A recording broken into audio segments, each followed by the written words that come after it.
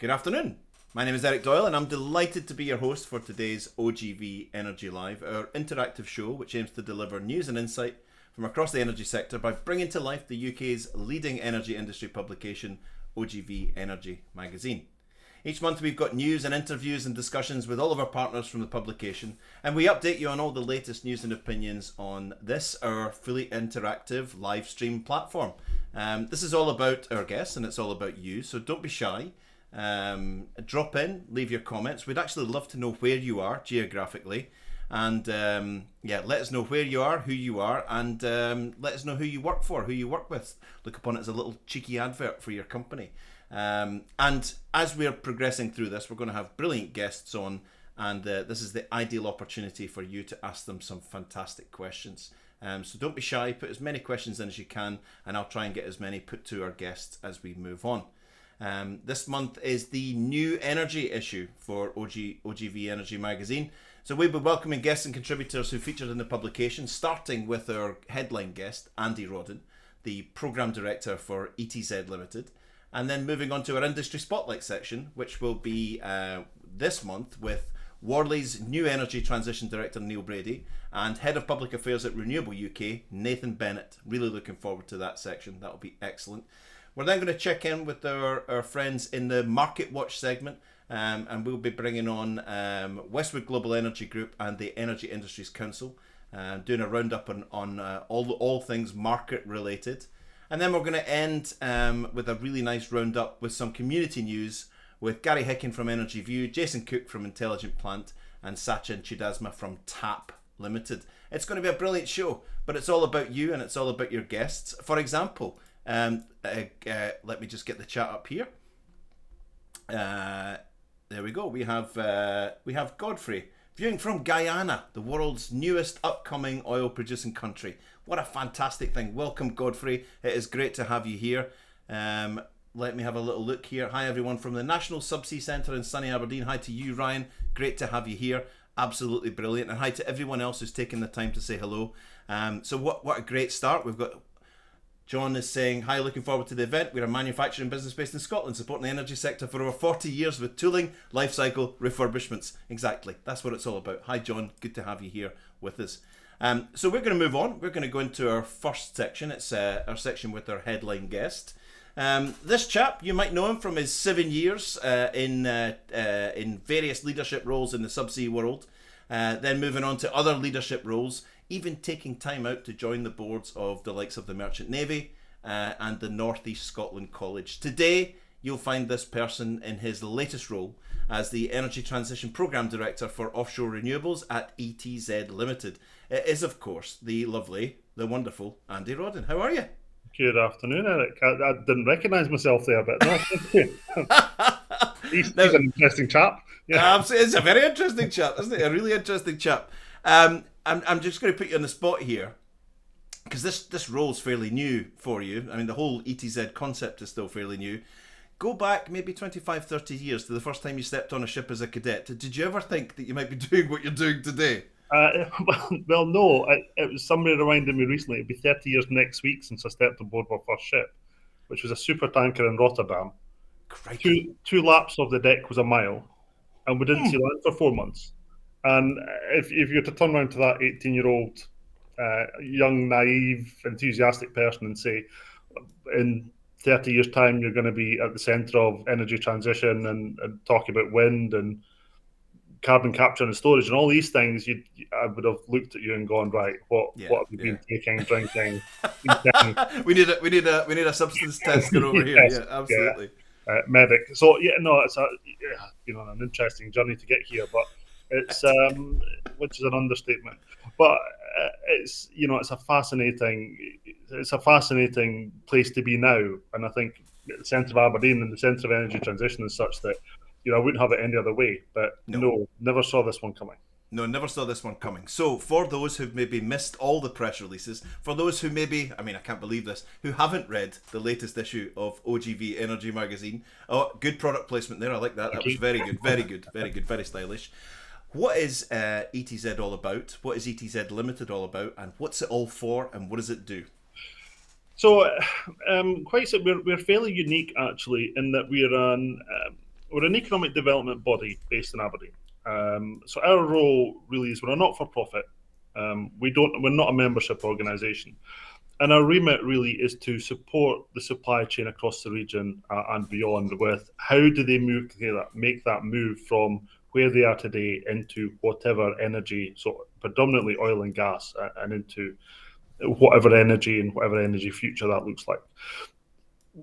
From our perspective, it is really important that you build upon, and it's about how do we build upon what oil and gas has given and the subsea sector has given the region in Scotland for the last 50 or 60 years, and how do we take that skill set and that competence and that expertise and as energy moves forward. So we were set up 12 months ago. We're part private, part public funded. So we have funding from both Westminster and Scottish Government. Right. And our role really is to act as a catalyst. So we've two functions as such.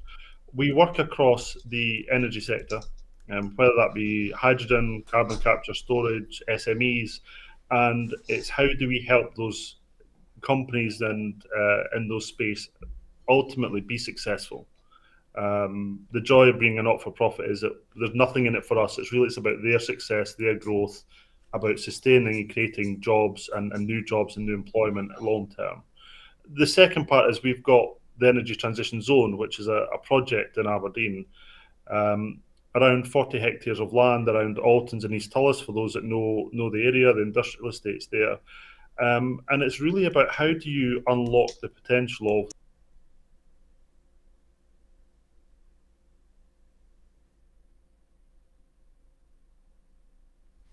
I think we may have lost Andy for a second there.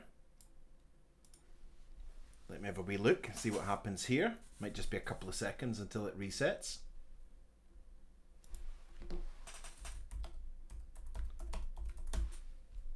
See if we can work some magic in the background. It might just be that Andy leaves and comes back. Until he comes back, let's have a little look at we've got Brendan Sims here. Hi, looking forward to the event. Brendan Sims, wind power, very interested in making new connections, looking for tender opportunities. I bet you are, and possible collaborations. Absolutely. I think we might have Andy back again. There you are. Apologies, as a not-for-profit, clearly that includes how much we pay for our internet. I wouldn't mind, but I'm the only one in the office this afternoon. Right. So you can't just shout, IT support, please. Yes, get off the internet. No, it's all no, that's fine. I think we got it. So you're right in the middle, not for profit. What were you going to say about the hectares? I think we just got the tail end. So our flagship project is the Energy Transition Zone, and we'll come on to talk about some of the things we're doing in that space. But it really is trying to take advantage of the £400 million deepwater harbour that is Aberdeen South Harbour, and then how do we use that to unlock the potential of hydrogen, carbon capture, wind, and whatever else will come after that, and how do we leverage that and into the supply chain and expertise that we have in Aberdeen. And then, again, our remit is to create long-term sustainable employment and jobs in the region and beyond. So the focus is long-term sustainable employment and jobs. Yes. So that's what we should think when we hear ETZ and all of that. I get it. Okay. And now ultimately that's what we measure against. So if companies are successful, they grow, we've been successful. Outstanding.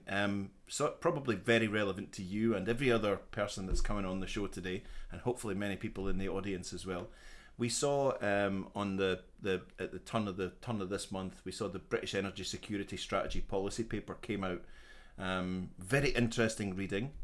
Really interesting attention to all forms of the energy mix going forward. But I was interested in Boris Johnson's foreword. He said if we're going to get prices down and keep them there for the long term, we need a flow of energy that's affordable, clean, and above all secure. We need a power supply that's made for Britain, and that's what this plan is all about. What were your thoughts on that overarching statement and the policy statement in general? I think it gives some clarity to the discussion around energy and energy supply chain. I think overall it's very ambitious. It's a very positive message. It's a very clear message about the level of ambition that's needed. And I think it puts everything in context. So it starts putting oil and gas and nuclear and some of these more arguably controversial energies into context. I think the big challenge really is that oil and gas is here in the short to medium term. It's a transition. It's not about saying we will stop using one today and move to the other tomorrow.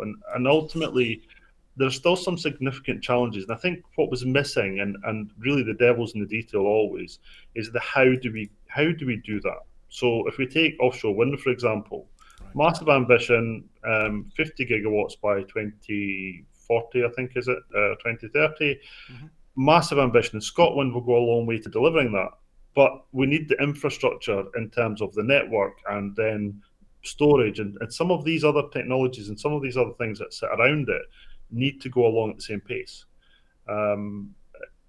Petrol cars versus EVs, we need the network and the storage and the charging capabilities, and all these things need to be addressed as well.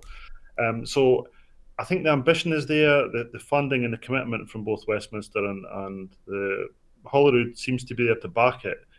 It's going to be about how we actually deliver that and how we deliver the infrastructure that's needed to allow these things to happen. So broadly speaking, very positive. I think it puts the right context in terms of oil and gas and others in the frame that it's something we need now. Yep. It's security. It's something that ultimately will drive the transition. If you look at the Shells and BPs of this world, they have committed to, but they will need to fund that commitment. Right. And ultimately, again, we'll go back to jobs. The jobs need to be there for people to transition into. And until we get scale in wind, until we get scale in hydrogen, those jobs don't exist. So we can't just say, stop one and everyone will move over, because that won't happen. And I think there's some work done by RGU around 90% of the roles in oil and gas and skills in oil and gas are transferable. But the jobs need to be there to support that transferability. So it needs to be a phased and an ordered and a strategic move and transition, rather than just turn one off, turn one on. Correct. Yeah, well put, well put. Just saying hello to Michael. Hello all from the Philippines. Michael is setting the trend there. If you've got a question for Andy while he's here, you've got the man at the front end, at the spear, the tip of the spear of all of this energy transition topic and subject matter.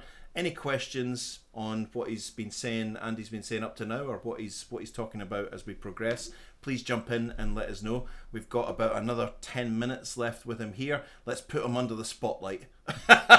Let's get our money's worth. I was interested to find out about the work you're doing with the North East Economic Recovery and Skills Fund. That's quite interesting. Could you talk us through that? Tell us what you're doing there. So this was something that the Scottish Government put in the budget last year. It was £50 million was allocated to the region, really in recognition of both COVID and also the downturn in oil and gas price. And as a lot of the viewers will know, Aberdeen is very uniquely placed in terms of the dependence on the sector. But the downturn means that it goes beyond just people who work in oil and gas. It affects hotels and restaurants and taxi drivers and all these things. So there's a recognition. So as part of our commitment, working along with our partners who are people like the universities, the college, Skills Development Scotland, City Council, Opportunity North East, was really looking at what programmes could we fund that could make a real difference. So we were ultimately allocated just over £3 million to deliver. As with all government funding, we had to do it by April. And somebody put an election in May last year, so that made it slightly more complicated as well. A little bit. But I think what's really interesting from that, and what was the most interesting thing for us, was that you were able to do something with a relatively small targeted amount of money. We were able to make a tangible difference to people's lives. Right. So, for example, we invested money with ultimately through Rely on New Tech to provide training opportunities for both the PITO and renewables training for people who are either distanced from the workforce or were in oil and gas and couldn't afford to do the training. Right. We've trained 470 people who received free training. These are people in the region. 470 people. 470 people have been trained since September last year. And what kind of training are we talking about? So this is all basic safety training, basic technical training. These are the certificates that allow people to go and work again offshore. And we had people who've been unemployed. We had people who were working in a supermarket who couldn't afford the £1,000 or the £1,200 it cost to do the training to get back offshore. We had people walking into jobs on the Saturday, people finishing on the Friday and walking into jobs on the Saturday. The demand is there, and we were able to meet that demand, and that. We did some work with Aberdeen Foy, where we committed to funding 20 LGV driver training places. And again, with people completing that training, these are people, again, who were distanced from the workforce, who needed to change. One of them was a taxi driver who'd seen such a downturn in their work because of the oil and gas that they needed to seek alternative employment. 20 people walked into jobs. And they're the sort of relatively small amounts of money that we were able to deploy. We did some big things as well. So we worked with Exodus to create X Academy, which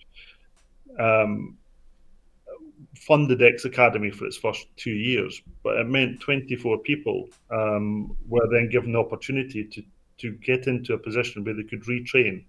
So taking core skills from, say, the ex-forces. So one gentleman's ex-army came out of the army and secured a position to actually then retrain and use those skills learned from 20-something years in the army in a different way.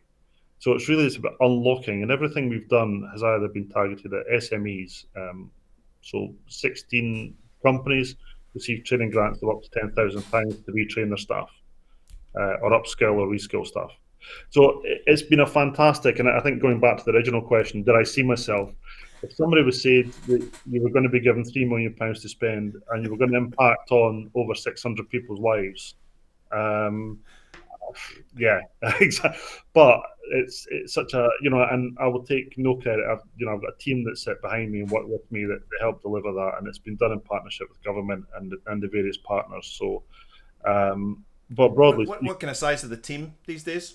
Well, opportunity ETZ, is there are 19 of us in a team. Okay. Across the different sectors. So some are in doing projects, but it took 3 people plus myself. I was obviously just the figurehead, but it took a team of 3 people to deliver that. You're just the glamorous front person. I didn't like to say that, but clearly I'm glad the eye candy. You were the eye candy. Oh, stop it.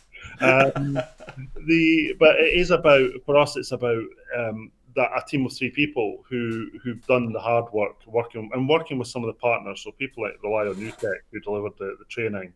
When you say to them, "Can you deliver 300 training places?"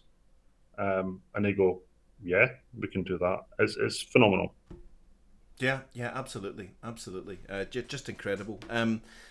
We're going to talk a wee bit more about it in a second. I'm going to put up a nice slide about it and all that. But there's an event on the 28th of April, next Thursday at the P&J Live. It's the Data-Driven Energy Transition. So OGV Energy, in partnership with yourselves as a main sponsor, as one of the main sponsors, are hosting this event. What's your role going to be in that? Well, I have I have the honour. The audience may think it's a dubious honour. I get to actually stand and open the event and close the event, and we're leading some of the panels. So myself, one of my colleagues, are actually chairing some of the panels. But the reason we're so keen to support that, and we are doing, we are running our own masterclass on offshore wind on the 2nd of May in Aberdeen, and it's partly why we then decided to do, as part of the NERS Fund, cohort 2 of Fit for Offshore Renewable. So we put 20 companies and funded 20 companies through that. Just now, energy transition, a big part of that is about education. It's helping educate companies as to what they need to do, about where the opportunities could be, about understanding where they fit so they can make the decisions they need to actually get to that point and as an organisation. And that's why we're very keen, because data in and of itself is a transformation. And we talk about energy transformation like it's a thing, it's a journey. And that data part is a journey. And going from oil and gas, which in some cases is quite an analog industry, to the likes of offshore wind, which is a highly digital industry, there are skills, there are things that need to be thought about and considered. And that's why we're so pleased to support the event in Aberdeen, because it will help inform people. It will help have those conversations about things they need to think about. So, and I'd be very keen to, again, selfless plug. If you want to hear me speak again, then I would recommend anybody to go in, because there's a fantastic lineup of speakers and some really interesting topics to cover that whole data digital journey that we'll all have to go on at some point. Now you're very much in demand, because anyone who's spearheading energy transition like you guys will be very much in demand. So I guess sort of later, I think you alluded to it, we've got the Scotland Supply Chain Summit coming up. What's that all about? Yeah, so we're working with partners, people like SOWEC and the clusters and Scottish Government to try and organise at the end of the summer a supply chain summit. And a big part of that supply chain summit really is to drive through the need to get a coordinated approach. So I think, again, from Scotland, a lot of people will see the sort of size of numbers that companies are committing. And in conversation with them, they're genuinely keen to commit this fund, regardless of whether they get an investment decision to go ahead. Sure. We're really keen to see that it's spent in the right way, and we help those organisations spend in a way that has the most value for money. We've shown that for a relatively small amount, you can have a very big impact on companies and on regions. So we're currently working through that just now, but we will be keen through the various clusters coming out to the supply chain to say, well, what do you need from the development community? What does government need to think about in terms of the support and the infrastructure that's needed around Scotland to make it a success? And to actually, everyone talks about a just transition. A just transition means that local organisations get benefit, and perhaps that hasn't happened in the wind sector up till now. Right. Maybe not as much as we would like, and this is an opportunity to really reinforce that and make that happen and build a supply chain so that towards the end of the decade, they're in a position to take advantage of these opportunities. And that's the part, it's that education and that growth that's needed now, that investment that's needed now to build these things up. Very much so, very much so. I think that sort of fair spread. Godfrey's asked a question. Given the flurry of information about climate change and first world countries transitioning cleaner renewable energy sources, shouldn't third world countries have the opportunity to utilise the resource of newfound wealth that, and I think that said, let me have a little look, that fossil fuel offers? I think it's a really interesting point, because what we're seeing is that if you take the North Sea as a relatively mature basin, oil and gas has gone through a journey, and it's in decline now. There will still be investment, but it's in decline. And what's coming behind it is certainly some of the renewables, and even down to we're seeing some developments now that will use both renewables to power oil and gas recovery. I think what's interesting, and Godfrey's got a really interesting point, is that some of these countries are going through both journeys at the same time. Yeah. So they're looking at renewables, they're looking at how you capture that, how do you make oil and gas recovery net zero ultimately. And because it's a much newer technology, they can take the lessons learned and apply it in a new way. Some of these areas have better advantages in terms of maybe not so much wind, but more solar and greater capacity for solar or tidal or waves. So I think that then maybe is where some of these other new, I don't like to call them new energies, but these growing energy sectors will come from. They won't come from the North Sea, although we've got a great ability in wind and probably tidal as well. Things like solar, floating solar, aquaculture, some of that will come from I think where Godfrey said, some of these up and coming energy centres. And there will still be a need for oil and gas. There's still a demand out there for it, and there will continue to be a demand for the foreseeable future. So if that drives a long-term sustainable transition but accelerates it, then I think that's a fair point. Yeah, I think so too. Listen, we could speak to you all day. Good luck in what you're doing. Good luck with all of the projects, and I'm sure there will be more and more and more as the months go on. Good luck at the data-driven transition event next week and the future events that you're doing. Andy, it was a pleasure to speak to you today, and we hope to catch up with you again. Thank you so much. No, thank you so much. Thank you for the questions and the comments, everyone. And I'm now off to reset the server. So, indeed, have a great time. See you later. Thank you very much, everyone. Ta-ra. Bye-bye. So thank you for that. As we said, we alluded to it, the Data-Driven Energy Transition event, 28th of April. I've got a nice slide that I've been given. I can put up here. Let me have a little look. Here we go. There it is. So this is OGV Energy in partnership with the Energy Transition Zone, the ETZ that Andy heads up, are hosting an event next Thursday at the P&J Live, the 28th. The event is the data-driven energy transition. The purpose is to communicate how energy industry is using technology and data-driven solutions to help facilitate the energy transition. There's going to be a full day of presentations, panel discussions, industry bodies, academia, energy operators, technology companies. It's going to be fantastic. There's going to be a huge exhibition area, supply chain, to showcase some of the technology that's been used to make it happen. So if you want to exhibit or you just want to go along for the day, I think Dan's already put the link to register in the chat there, but I'm sure you can do that again afterwards. So a link to the Eventbrite page will be put in the comments section if it's not there already. So that's something to look forward to.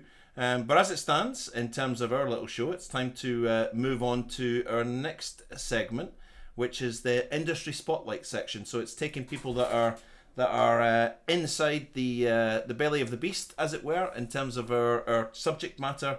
And given the fact that we are focusing on new energy, it's great to have two leaders in the field of that particular topic. And I'm going to start with Neil Brady from Worley. Hello, Neil. Afternoon, Eric. How are you? Very well indeed. And I'm going to bring on Nathan Bennett from Renewable UK. Hello, Nathan. Hello. Hi, Eric. How are you? I'm very well indeed. Great to have you both here. Unfortunately, when you do join these things and there's three of us, it does skew your camera off a bit, so you might want to recenter yourself there. Absolutely. That's perfect. Terrific. So we're glad to have you both here. I'm going to do something quite cheeky because normally we give people, you get your 10 minutes, you get your 10 minutes. I'm going to open with a question and see if we can pick this up. Start with you, Nathan, if that's okay. We saw the British Energy Security Strategy Policy document come out at the beginning of the month. There was a headline on there, secure, and perhaps you can jump in on this as well, Neil. Secure, clean and affordable British energy for the long term. Your thoughts on that headline and the policy paper in general? What do you think? Yeah, I think it broadly delivered on that. I mean, what sparked my agreement there is the focus on the long term. Yeah. I think, a lot of the measures were very positive and very ambitious, but you are looking at delivery into the latter half of this decade, as opposed to kind of delivery for consumers today, which has been the criticism of the document. But certainly, from the clean energy point of view, the increases in, green hydrogen targets, floating wind targets, offshore wind targets are all eminently deliverable. So, I think it meets the standard you set there. Do you think it ticked the brief? Neil, your thoughts on that? Yeah, I guess I would broadly agree. I mean, for me, it was good to see a balance of industries identified to bring the vision of secure, clean and affordable energy to life, including reference to the continual use of oil and gas and the part it will play. And I think from an Aberdeen hub point of view, that's really important. I think for me, one of the key themes that stood out was the recognition that the supply chain is ready, but the ability to obtain approvals and consent needs work. Yeah. And the commitment to driving those consent times and approval times down, in my mind, is absolutely key to achieving all our goals when it comes to the energy transition. We can erect things, engineer, design, procure and construct things pretty quickly. Yep. But if it's taken 9-10 years to get consents, then that's a bit of a challenge. And we're going to circle back on that very thing when we start to get inside this. For now, I'm going to come to you, Neil, if that's all right, and we'll come back to you, Nathan. Neil, is there anyone on this planet, anyone in this chat that doesn't know what Worley's all about? Just in case, do you want to bring us up to speed and what your role is specifically in what you're doing these days? Yeah, of course. So who are Worley? I guess in our industry we would call them a tier 1 services contractor. 48,000 people across 49 countries. Huge amount of experience in the energy, chemicals and resources sectors. With a single vision actually of delivering a more sustainable world. we work across 6 market sectors primarily: new energy, power, upstream, midstream, refining, chemicals, mining, minerals, metals, and infrastructure. And from an Aberdeen point of view, if I'm talking locally, Worley entered the market when they bought Amick Foster Wheeler's UK business, when Wood took over Amick Foster Wheeler, but were unable to get that piece due to the merger and acquisition piece. So yeah, it's a large company, hugely successful. My remit, so it's all, the title suggests it's all around the energy transition, and touching on a little bit about what Andy spoke about there in terms of that transferable skill set, and that's really what I'm looking at right now. Building a portfolio of energy transition projects within the Aberdeen business, and capitalising on that transferable skills and experience that we've developed over many decades of executing work within UKCS. And we're looking at things currently like wind, hydrogen, CCS, CCUS, battery manufacturing, all that common things that you would expect us to talk about. So what is that? That whole headline, delivering secure, clean, affordable energy, what does it mean in your day to day? So in my day to day, given the type of business we are, this is about turning up for our clients and helping them on the journey. Right. And ensuring that we're bringing the innovative solutions to life that allow them to execute in a way that is clean, secure, and affordable. And it's really at the heart of everything that we do, everything that we take on. That the vision that Worley have around delivering a more sustainable world is pivotal to that. So it's a must that we operate in that space. Yeah, very much so. I'm just going to come. You spoke about the acceleration of approvals, taking away all the red tape, reducing delivery times, and all of that. Nathan, pulling back to you, the 50 gigawatts by 2030 target for offshore wind. Can we do it? Is it possible? Yeah, exactly. I think it's going to take a number of things. Firstly, it's going to take government being a lot more proactive in the development of grid to support the outlay of renewables. I think that's something that is held within the power of government, Ofgem and National Grid. And certainly the strategy was very explicit about the shift in how the UK procures and outlays grid, which is very positive, and we hope to see more of that kind of work confirmed in the coming months and through the energy bill. The second, is of course about planning and consenting. UK government has established structures to consult with industry and make the necessary policy revisions at pace. That's particularly around having standardized environmental mitigation measures and ensuring that people can move through the planning process at pace. I think obviously the challenge is that we'll have to coordinate that across the UK. So ScotsGov, WelshGov will also need to work alongside them and try and harmonize this process so it's as speedy as possible. But I think those within the sector are pretty confident that we can make the changes, although it is a challenging amount of work. Yeah, big time, absolutely. Back to you, Neil, if you don't mind. If we're going to make a success of this bill and the whole concept of energy transition, what needs to be in place? What do we need to be, in your mind, focusing on? I guess it's the enablers, and a big part of this for me is collaboration. Right. Possibly more than the industry's ever seen, if we're being honest. I'm a real proponent of the fact that what we need to succeed is, sustainable, repeatable, modular solutions. We keep reinventing the wheel. We're very good at that. My own personal opinion is that we need to stop that. We need to collaborate more. So you talked there about the grid and about, we talk about electrification of the North Sea. That can go one of two ways. Everybody could come together and work towards electrifying the North Sea in a way that will work and will be efficient, or we could all do it piecemeal, in which case we all have to come together in a jigsaw, which inevitably will just add time, cost, and create huge delays. And it's that level of collaboration I'm talking about. And it's interesting because if you think about it globally and what's been happening lately with COVID and the like, we've seen levels of collaboration that probably would never have been anticipated in any way, shape, or form to overcome obstacles. Now, if we could take that level of effort and inject that into our energy transition, both here and abroad, mean, what could we achieve? It would be pretty phenomenal. But collaboration for me is a key part of what we need to do in terms of achieving our goals. Yeah, absolutely. Nathan, the focus for Renewable UK right now. What's the sort of headline focus areas? Where are you spending the most of your time right now in projects? Yeah, well, I think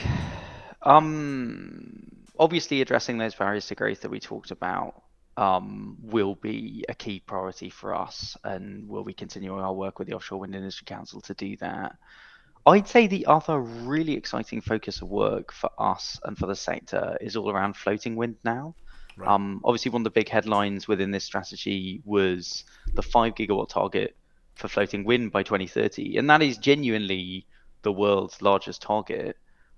If you add to that as well that Crown State Scotland have now leased, 15 gigawatts in Scotland, 4 gigawatts in Wales of sites, we not only have the largest target in the short term, but we have the largest open pipeline for floating wind technology coming forwards. And, I hope everyone watching this is switched on to the potential opportunities of floating wind. But of course, going forward, the majority of offshore wind that we'll be building across planet Earth will be floating foundations. The UK is lucky and unique in the amount of shallow seabed that we have.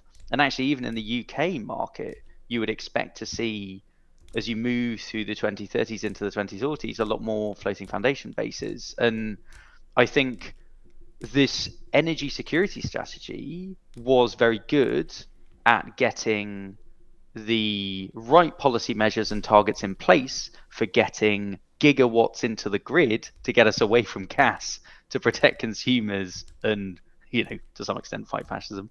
But what it was not was a industrial strategy for supply chain development. And I think all of those conversations come next. And I think if you talk to people within the sector about who is going to be leading the new technologies within floating wind that are unique, they're looking at the oil and gas world.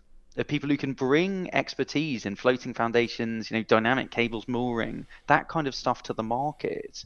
And the opportunity is open there, as I say, because you're sitting in the world's largest market for this technology to pay into. So if you can make it work here and make yourself cost competitive here, this enormous future market, Japan, Brazil, South Africa, these huge economies, they're yours for the taking. Very well put. Neil, I imagine Worley are very active in this space, across this space. What is it that you guys are doing mostly in this space? Worley have. I guess I would put them up there as a leader in terms of energy transition projects globally. Currently we are 3,290 plus projects. I didn't just pluck that number out there. I'll be honest. Are you sure? It seemed to just well roll off the tongue. But we have done a huge amount globally, and that's projects across solar.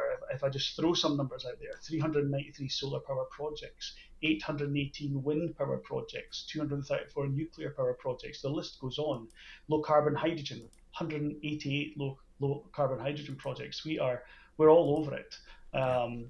And yeah, it's about now bringing that ability, or abilities, if you like, and utilizing that global head. One of the things I would say about Worley is they're very good when it comes to global collaboration, bringing people together.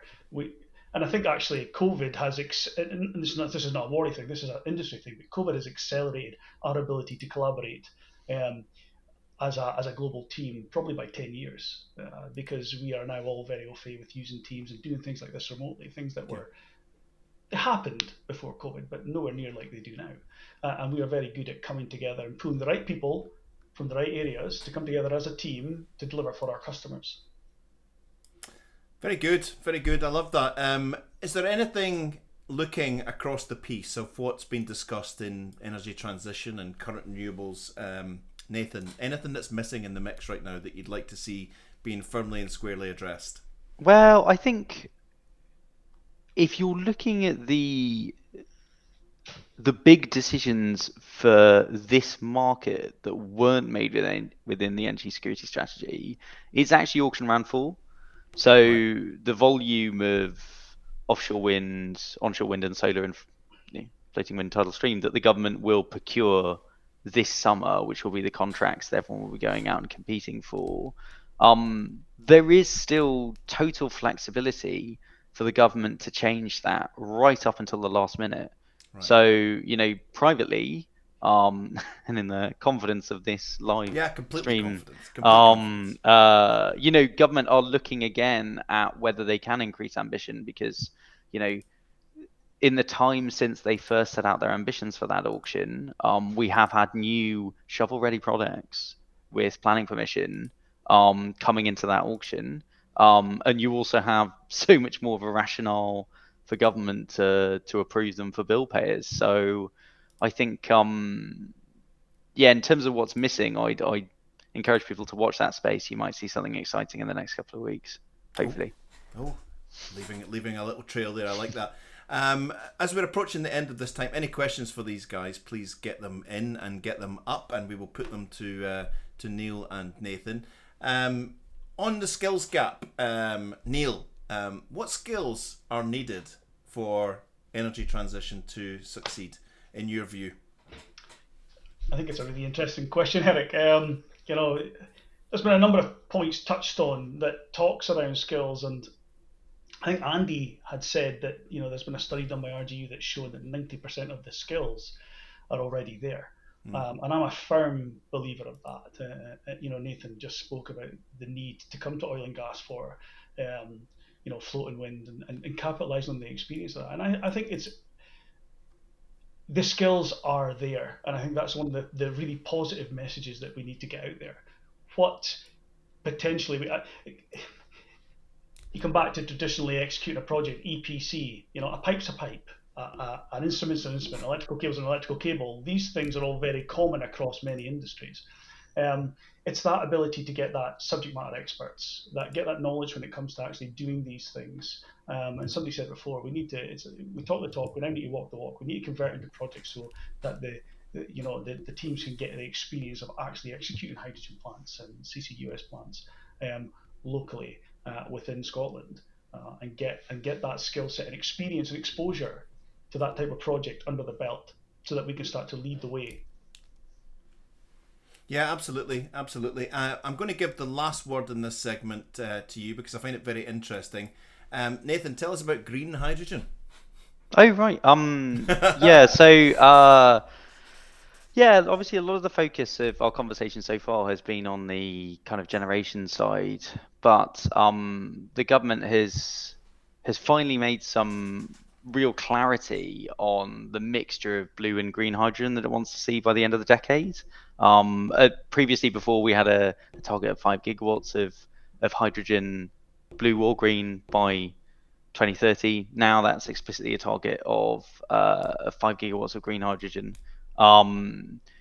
It's obviously really exciting for a number of reasons. At the very least, we're going to see hydrogen used to manage intermittency of wind generation so that we can manage interseasonal storage. But as many of you in that space will know, it has really exciting potential applications for decarbonisation of transport, maybe even aviation, maybe even heat at scale. Yeah.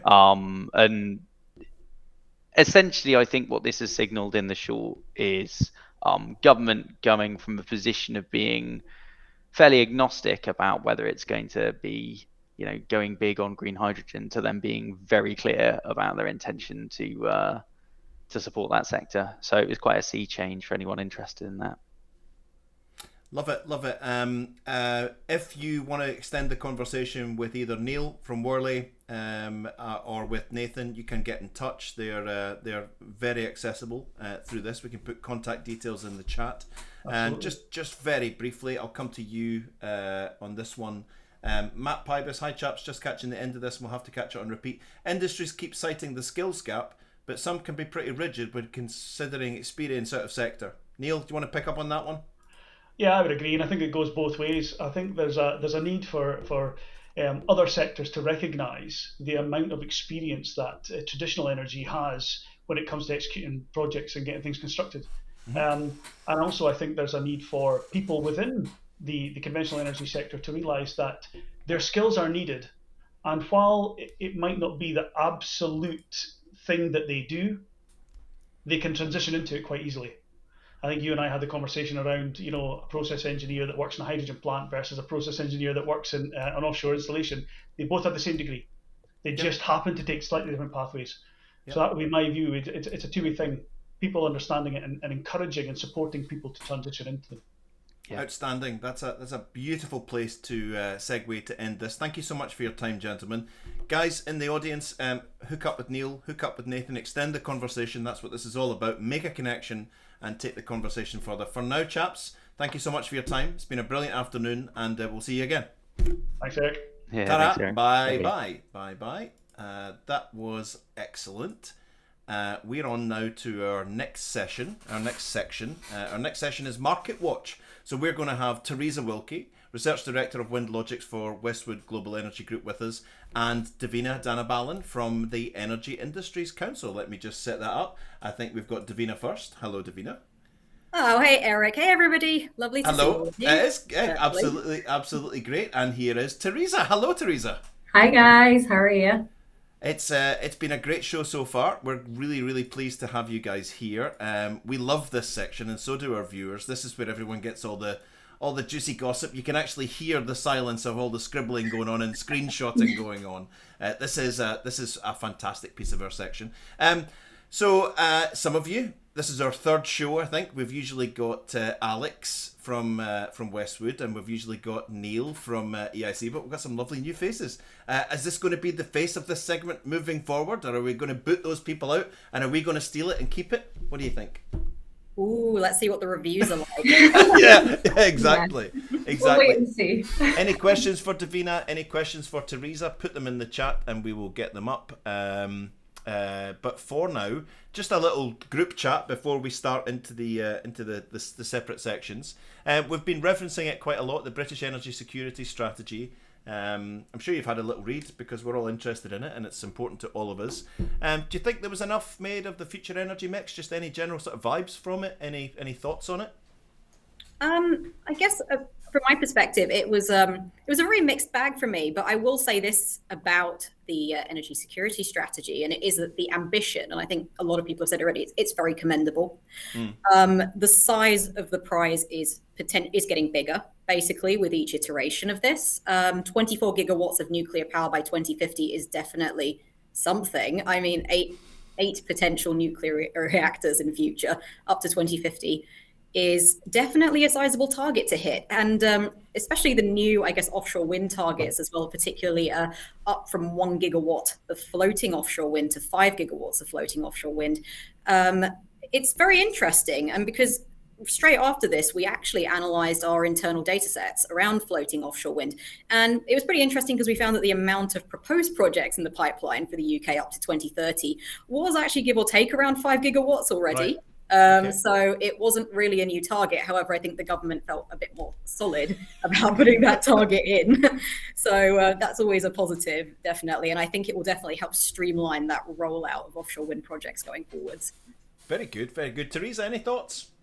Yeah, I mean, again, on the energy security sort of policy, in terms of the oil and gas sector and the rig sector, which is, the area that I kind of concentrate on within Westwood, I think in terms of that side of things, the policy, it does feel like it's going to open the door again to sort of new offshore projects that have kind of been held back in terms of, bureaucracy. We saw the likes of Jackdaw last year kind of getting held back. So I think, this could mean, also, I guess, if some of these developments do go ahead, the need for more rigs to work at them. And I think, prior to the war in Ukraine, I feel most of the public opinion in terms of oil and gas was very dirty industry. That's only creating problems, for the country. But I think people's eyes have kind of been opened a bit more to, I suppose the sheer importance of, domestic oil and gas supply in the mix, until the renewable side of things can kind of take over a bit more. So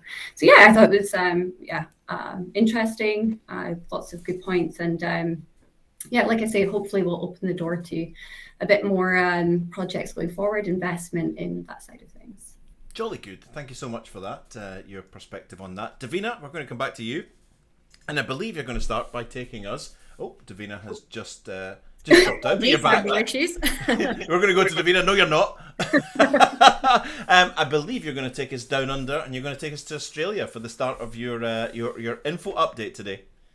Oh, absolutely. So I guess I'm gonna be doing this slightly different to Neil, because it's more me magpieing around the internet, sort of seeing what's new in terms of the energy world. And one particular piece of information that caught my eye this week was around the Western Australian government, in particular, announcing 140 million Australian dollars worth of investment into 2 new hydrogen hubs. And these are going to be placed at Pilbara and Kwinana in particular. So these hubs are going to be particularly important because it's part of a growing chain of these hydrogen projects in Australia at the moment. And it not only is this going to encompass hydrogen, but it's also going to encompass carbon capture in future as well. And Australia, according to our data set, has over 50 hydrogen projects in the pipeline at the moment. In fact, it's quite a world leader in that respect. And these are set to provide plenty of opportunities in future for the supply chain, because they're all at various stages of development. And I think one of the fantastic things about Australia is that it has heavily capitalized on its existing strengths in the region. So these are, of course, its fantastically mature supply chain in solar and onshore wind, which are, of course, very cheap, very quick to install, and will really give a boost to green hydrogen in future. And also, of course, it's got plenty of future plans to install offshore wind in future too in that particular region. They seem to be doing a hell of a lot. They seem to be doing a hell of a lot right, don't they? And getting a lot right. What else can we expect to see from these guys moving forward? They're taking the bull by the horns and really going for it, aren't they? Oh, absolutely. And they've got some pretty enormous key projects actually in that respect, Eric. So some of these include like the Western Green Energy Hub and also the Asian Renewable Energy Hub. And both of these are operated by this kind of joint venture of Intercontinental Energy and Continental Wind Partners. And like I mentioned, the scale of these is truly enormous. So for some scale here, the Western Green Energy Hub is worth $75 billion US. And yeah, I know. And Asian Renewable Energy Hub is worth, well, a little bit less, but $10 billion US as well. So we are seeing this sort of push by not just Australia, but also other countries which are in partnership with Australia. So these are their demand centers in future. So Japan and Singapore, for instance, really kind of piling into these projects and putting in the capital that's needed to drive these forward. And as well as that, fantastic news, a joy to most people's ears that are in this particular chat. At the same time, we're also seeing oil and gas on the rise as well, right? Yeah, absolutely. And Teresa made that very good point in the energy security strategy part, that oil and gas is definitely starting to come back in from the cold, shall we say. And the reason, of course, for this, as everyone is aware, is energy security issues at the moment. However, we have actually seen off of the back of this just renewed interest in general in the sector and ways to decarbonize it, actually, because obviously we are going to be needing it in the short term to medium term while we get renewables online to replace them. And we have seen a lot of successful licensing rounds recently in different parts of the world, especially in Vietnam and Brazil. And the majors have been taking a lot of interest in those licensing rounds and buying up real estate there, basically, and consolidating their bases. And of course, gas is basically the central role at the moment in terms of energy security. And we're seeing increasing levels from our data of project proposals around new gas developments, new tiebacks into existing infrastructure, new FSRU projects, and also these kind of modular fast build FLNG projects to really get as much gas on the market as possible in a short time frame. And just your closing thoughts on, can the supply chain cope? I think that it will. However, at the moment, there is, I guess, and people have been mentioning it, there is a potential for supply chain crunch, and there are some missing, I guess, skill gaps within the supply chain at the moment. And however, this was something that I guess was already on the cards to start off with before COVID. However, post-COVID, this has obviously been exacerbated by global events and also the fact that I think that about 50% of jobs that were laid off during the first half of the pandemic, this is 2020 to 2021, still haven't materialized again. So that could lead to problems in future if things don't change. Very good. Outstanding. Keep in mind, we've got some brilliant market specialism and analytical minds here. If you want to pose a question to either Teresa or Davina, put it in the chat and we will put it up there. For now, thank you so much, Davina. That was excellent. Teresa, we love a Westwood slide deck. Do you have some slides for us that you'd like to show? And Davina's just dropped the mic and left. She's gone. She's gone. I've done my bit. I'm out of here. I'm gone.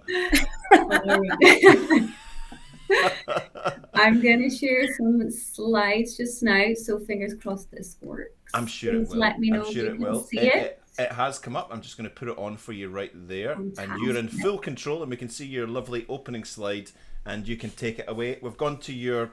There we are. It's back again. Okay, good. It's looking okay. It's looking fine, yeah. If you just... Yeah, you're fine. Excellent. All right. So, just for anybody who doesn't know, every month Westwood Global Energy Group provides market data for OGV Energy's magazine, and that covers offshore field development, drilling rig, and the wind sectors as well. So I'll give you a brief update from the April issue, which is provided by our expert analysts from each sector. Perfect. Yeah, good. So looking at field development activity first. So if we were to look back to the first quarter of this year, offshore oil and gas related EPC contract awards actually closed at $13.2 billion, which was a 41% decline year on year. However, EPC contracting activity has got off to a good start in the second quarter of this year, following the announcement of FID at ExxonMobil's Yellowtail project. So the FID automatically confirms the contract awarded to Technip FMC to supply 51 trees, 12 subsea manifolds, associated controls and tie-in equipment. Meanwhile, SBM Offshore also confirmed the award to construct, install, lease and operate the FPSO to be deployed at the project as well. So another notable contract award since the start of this quarter is for an FPSO to be deployed at Medco Energy's Farel Branang development, which is offshore Indonesia, by an international consortium. Now, all of that brings the year-to-date total offshore EPC award value to $16.1 billion, and that excludes letters of intent. Now, other major projects expected to be sanctioned in the second quarter of 2022 include some Australian projects, so Shell's Crux Field and Santos's Dorado developments, Qatar Energy's North Field South, as well as some other projects offshore the UAE and off Brazil as well. Now, moving on to look at offshore wind. So since the last update, orders have been placed for a total of 34 new turbines. So those were actually picked up by Vestas for new floating wind projects offshore France and offshore Taiwan as well. Meanwhile, in the UK government, obviously we've been speaking about this, they have increased their 2030 offshore wind target from 40 gigawatts to 50. So the floating wind target has been increased as well. So the previous target aimed to have 1 gigawatt of the 40 come from floating wind projects, and the new target now aiming to have 5 of the 50 come from floating wind sources. And then also, as in Poland, so activity surrounding the current offshore wind lease auction is starting to increase, with companies RWE Renewables, Total Energies in partnership with KGHM, SSE Renewables in partnership with Acciona Energia, and some others are now actively bidding on acreage and hoping to move ahead with new projects in the area.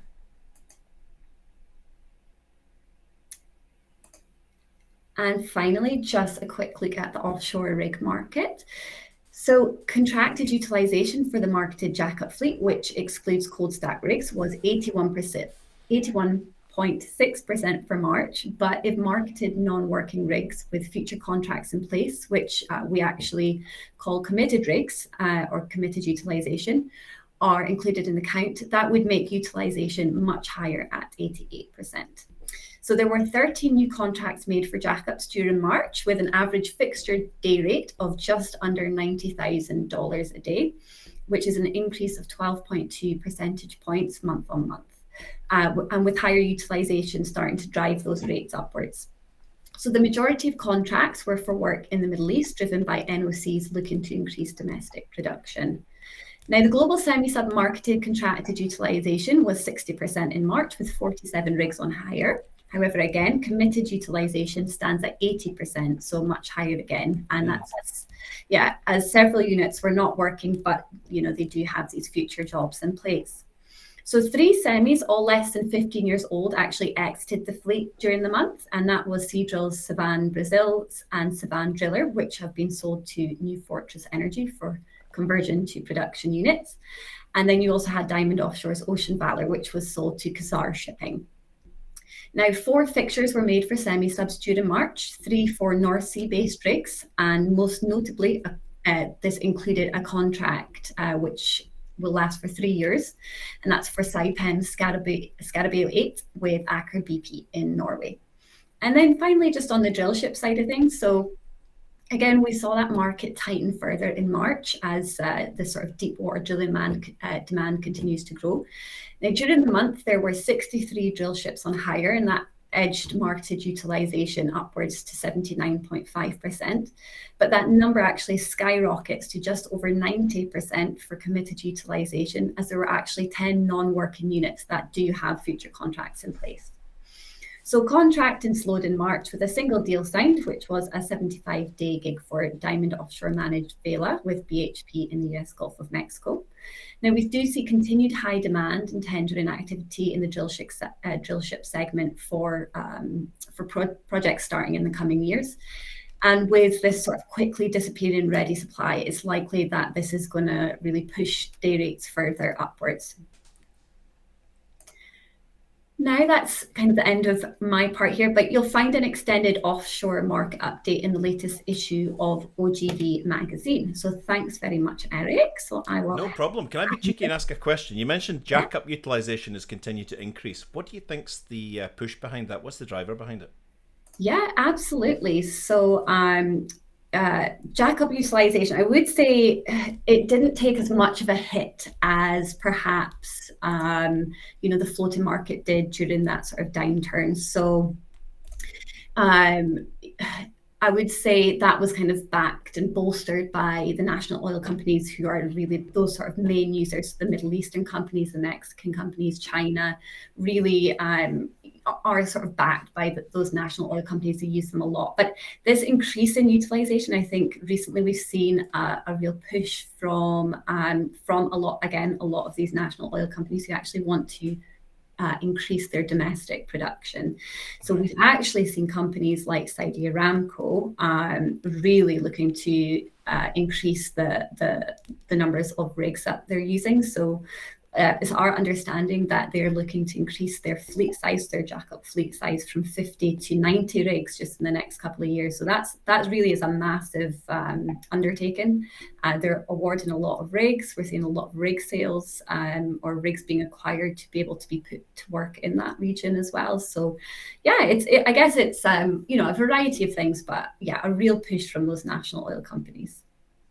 Fantastic. What a great response. And thank you to both of you. I've just been handed a little communication that let me know that there's a Westwood Global Energy Group event coming up in May. Yes. Do you have any information on that? Anything you could share with us? Yeah, absolutely. It's actually just hot off the press. We've just finished and just kind of finalized the event. So that's going to be held in the Chester on May 19th, I believe. So I'll be speaking during that event on the rig market. We're going to have some people talking about the wind market, also the field development side of things. And there's also going to be a bit of a focus on the energy transition, as well as sort of North Sea opportunities. So it's going to be very North Sea based, but we do encourage our clients, but also non-clients to get in touch if they're interested in attending. But all of the information is on our LinkedIn page now, I believe. So it's Westwood Global Energy LinkedIn page. So yeah, just take a look there. Yeah, thank you so much, Teresa, Davina. This has been excellent. If I were your colleagues, I'd be worried. I'm just going to say that. I'm just going to say that right now. I'm just going to say it. I'm just going to put it out there. This has been fantastic. Thank you so much for your time, and we do hope to see you next month. Thank you for sharing your insights. Wonderful. We'll see you later. Thanks a lot. No worries at all. Thanks for having us. Bye. Wasn't that great? And if you want to connect with Davina or Teresa, you can do that on or Teresa on. You can do it on LinkedIn. You can extend the conversation and find out exactly what's happening there. We're moving into the last segment of our show, which is community news. So I'm going to bring on Gary Hicken, who's here. Hi Eric, how you doing? Very good. From Energy View. I'm going to bring on Jason Cook from Intelligent Plant, and I'm going to bring in Sachin Chudasama. Have I said that correctly? Chudasama? Yes, you certainly have, Eric. Yep. From TAP. Absolutely fantastic to have you all with us. This is the bit that everyone's been waiting for. Never mind all that market analysis stuff and all of that headline speaker. People want to know what's happening in the community. So just an opportunity to catch up on some really interesting OGV Energy community news. So is it all right to start with you, Gary? Yeah, that's fine. Yeah, sounds good. Can you just give us a little bit of an idea for people who don't know what Energy View is all about? Yeah, of course. So we're quite a new company. We've been going now for just over 1 year. We're purely focused on data and digital solutions. We've got a focus on renewables, but very much all of us come from an oil and gas background. It was interesting hearing about the transferability of skills, because we've really found that in Energy View, a lot of those skills have been movable from oil and gas to the renewables. But data is data at the end of the day. But yeah, what we do is basically we provide a sort of data platform to collect all data in real time. We also do real time analytics, and our job is really to bring everything in. So not just information from wind turbines, solar plants, etc., but all related sensor data. And then we provide that in a platform, and we provide sort of visualization tool as well. So you could be walking down the road and having a look and seeing what your wind farm's doing on your mobile phone, etc. So we're trying to just basically create that innovative solution that allows you to use the data as much as you need it, and also open up that data for ease of use as well. So that's kind of what we're about. Like I say, we're only a year old, but we've moved very quickly. Like I say, we've had those skills that have been transferable, what allowed us to kind of hit the ground running. Fantastic. So what would you say your focus was on trying to support the data standardization? Because that's obviously a key thing in what you're trying to do, right? Yeah, definitely. So obviously data standardization, as we saw sort of in oil and gas, basically there's a lot of work that needed to be done. And it was done in oil and gas where you could standardize data, which means it's sort of immediately available and ready for use, meaning that you can collaborate more, you can share data. People can kind of put their tools on top of that, and it means that operators and users of that data reap the benefits. So in Energy View, we're working with sort of two major organizations to support that within wind initially, then we're going to go down to solar and other renewable assets. So OSDU is currently looking at doing that for wind and solar, and also Wind Europe have their group, a WEDS group, which is basically supporting that, and we're part of those organizations, and we're members of those organizations. So we're really sort of putting some of our skills from oil and gas into that to kind of help them with that process. Just exactly what was spoken about, which is pulling through that transferable element. Exactly.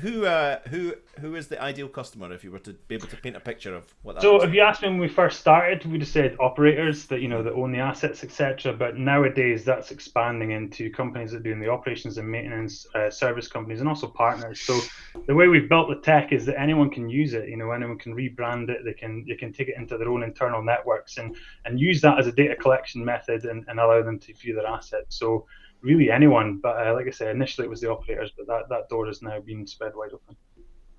Outstanding. And you've got some really cool names. You've got Edge and Vault and View. I get it now. Energy View. It makes perfect sense.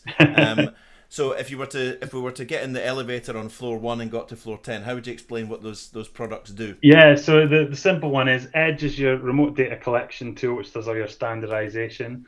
Vault's your storage, so your secure vault of information that's always available. And View is basically your visualization platform, which allows you to view all that data and also basically create dashboards, get alerts and that type of thing. So we tried to keep it as simple as possible. So thanks for pointing out our cool names. Yeah, very cool names. Very cool names. No, outstanding. So if there's something that appeals to you about that, please get in touch with Gary and find out more about what's going on there. Thank you, Gary. Thank you. Jason, we're going to come to you, BD Manager at Intelligent Plant.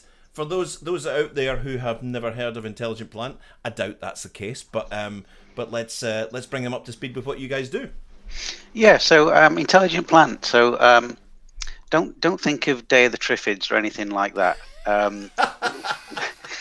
We're not. That's that all I can think about brutal. now. Yeah. All I can think about now. So we provide what we call the industrial app store, which the best way to describe is really what I find anyway is we all have an app store on our phone where we can visit and download apps for very specific things on our phone, and we use those apps with our data. Similar kind of setup, but geared towards industry. So the industrial app store is an open marketplace where anybody can come along and put their applications on the marketplace, and it also provides a data access and storage portal as well. So once a client has made that connection to the App Store, it's very, very simple then to expose that data to any of the applications that they wish to subscribe to through the App Store. Got it. So what have you been doing in the renewable sector, which ties neatly into our theme and topic for today? Yeah, sure. So, as kind of already mentioned, we are pulling a lot of experience and things that we've learned in oil and gas through to renewables. So we've got a couple of really exciting projects that we've worked with a couple of people. So the first one is, lots of folks have probably heard about this, is the O2 Tidal Turbine.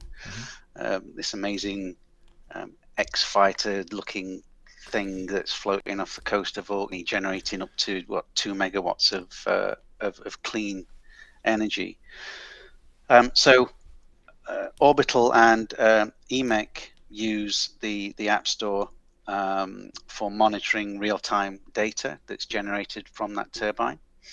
They use it to carry out power performance assessments. And it's also an acquisition and storage system as well. So anybody, well, not anybody, but employees of EMEC and Orbital, wherever they are around the world, can log in through the App Store and see the performance in real time of that asset. Very good. We also do some work with a company called Invinity as well, which are a fairly new company developing vanadium flow batteries, which are ideal for use with renewable energy sources. So again, we do a very similar thing. We provide a data storage and access platform. Layered on top of that is all the visualization through the App Store. So we provide dashboards where Invinity can monitor the performance of those batteries wherever they are installed over the globe. Fascinating stuff. If that floats your boat, or you want to extend that further, Jason Cook is the name. Intelligent Plant is the company. But by all means, get in touch and extend that conversation. Sachin, we left you to the end, but it wasn't. We've left the best to the end. No, I'm only joking. Everyone's the same here. When we, just a funny little moment, when we did a little mic test earlier on, there was something happening to Sachin's mic. So can we just hear that you're speaking? Yeah, can you hear me okay? That's perfect. That's perfect. Okay, good. Yeah, you were like a high pitched gerbil. Someone said, like a digital gerbil. What's TAAP, known as TAP Limited, all about? Yeah, so TAP is a UK company. We've been going for just over 2 decades. It was founded by Steve Higgin, who's going to be at the show. Basically, TAP stands for the Agile Application Platform. Basically, it was designed by Steve. Steve's from a space and defense background, so obviously he's worked on many kind of intriguing projects, as you can imagine. So basically, he's helping organizations of any size accelerate their digital transformation. Basically, could be one process or many processes. So yeah, that's TAP in a nutshell. Very good, very good. So the whole digital transformation piece, how does TAP fit in, and how does it help accelerate the whole piece?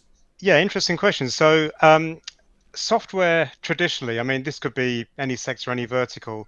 Software is a pain. I mean, software is costly. Obviously, it's complex. You've got big departments, and Lots of people get involved, too many cooks, and things don't work out. So with Tap, what we do is we can actually build you an app within a matter of hours. The fact is, we've got a platform that actually visualizes what you actually need. So traditionally, when you're building apps, you kind of do wireframes in PowerPoint.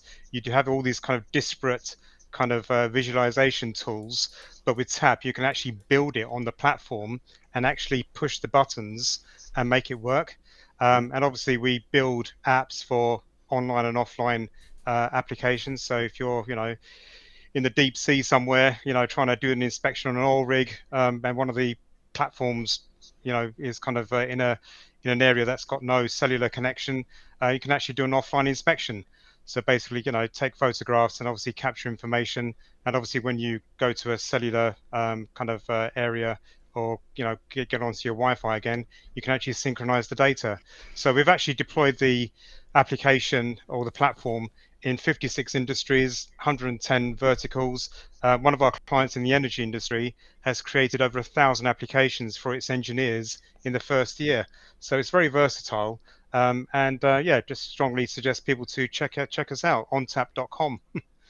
Yeah, I think that's absolutely brilliant. We have a question in from the floor that maybe I think Nathan intended this for one of you in particular, but someone wants to grab it. Will accessibility to the app be public? Can individuals have access to more than one company's data at a time? There is a bit of a lag on this. When we speak, it's like 3 minutes later that it does come out. So I'm thinking that might have been for either Gary or for Jason. I'm not quite so sure, but why don't you all have a go at answering it? I'll begin. So through the App Store, yes, accessibility to the app is public. It's delivered as software as a service. So as long as you have a license to use that app, anybody can use the app. Can individuals have access to more than one company's data at a time? Absolutely, yes, but it is controlled by that company. They own the data. We do not. What is very unique about the App Store is the company's data stays on site under their control. So we kind of turn this on its head. We put applications in the cloud and keep the data under the client's control. Wherever they want to put that data is where it stays. Same for you, Gary, I guess? Yeah, same for us. So we can basically provide access on top of that. So depending on authorization and what the owner of the data wants people to see, we can lock it down as much as they wish, or open it up to their sort of secure partners if required, and also have that completely fully internal access model as well. Outstanding. And Sachin, I guess maybe loosely connected to what you're talking about as well? Yeah, same sort of, role-based access control, so very similar. Guys, what you're doing is fantastic, and it's great to be able to share this with the community. If that sounds interesting to you, and it's something that you want to discuss, these guys are here. You can see them. They've got their company names there. They've got their names. You can track them down, link in with them on LinkedIn, and extend that conversation and take it further. For now, guys, I'm going to let you go and enjoy the rest of your afternoon. Thank you so much. Oh, yes, and all of these companies will be at the show next week. Is that right? Yep. That's correct. Anyone from this group actually going to be physically there? Yep. Oh, outstanding! I'm not. You're not, but you'll be there digitally, I'm sure. Yeah, that's it. Digitally. Digitally, you'll be there. And just as a reminder, it's this show we're talking about, right? The data-driven energy transition event. That's the one. You're all on there. You're all loud and proud on there. So good luck at the show. For now, thank you very much for your time, and we will catch you later. And for those who are going to the show, you can swing by and see Gary and Jason, and digitally connect with Sachin. Thank you, Eric. Thanks, Eric. Thank you. Thank you, guys. Ta-ta. That was great. I loved that. Absolutely tremendous. I'll put the chat back up. The last chat of the day we'll put up to Simon. I agree, Simon. I think, Simon, it was another great issue today. It was fantastic. So just in closing, I'd like to thank all of our guests today for letting us have a brief bit of insight into their busy and interesting lives, all around the themes of new energy and what's going on. I'd like to thank the show's producer, Dan Hyland, and the show's designer, Ben Mackay, for doing such a sterling job. We look forward to seeing you all again on Thursday, May the 19th at 2 p.m, where the theme of the OGV Energy magazine will be on asset integrity, and therefore, so will this show. It's been an absolute pleasure being with you this afternoon. We hope you found it insightful, and we will catch you guys later. See you again. Bye bye.